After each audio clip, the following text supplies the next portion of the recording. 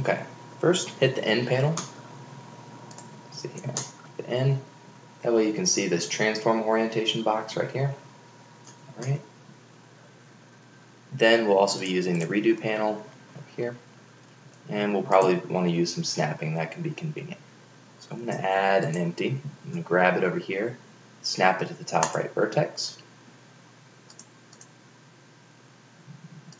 I'm going to rotate it precisely 30 degrees by hitting R and then typing 30. Right. So now I want to move this cube along the direction defined by the empty. So how we do that is switch the transformation to local. Notice the transform lines up with the local axes of the empty. But how do we get the cube to follow the empty's transform? We want to copy this transform orientation. So we add a new one. Now up here appears empty. Right?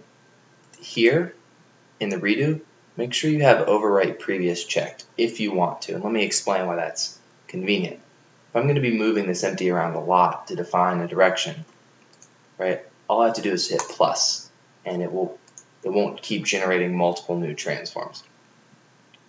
So otherwise, if I didn't have overwrite previous, we'd keep accumulating transform orientations. Not that that's necessarily bad, but it's just a little cleaner to me to think I would like one transform orientation that I constantly reset. So let's set this back to be precise, 45, update the transform orientation.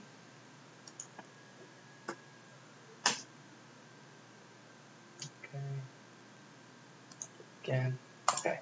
Now, when we grab the cube, notice that the transform indicators here are lined up with the empty. So we grab it normally, free grab, hit Y to constrain to global Y, Y again, will constrain to the empty's Y. Okay, now we can type in a value, to be precise about it, 3, and hit enter. Notice we've got these values over here being reported for our translation. So just to make sure we believe it, tone down here into the Python console, invoke Pythagoras,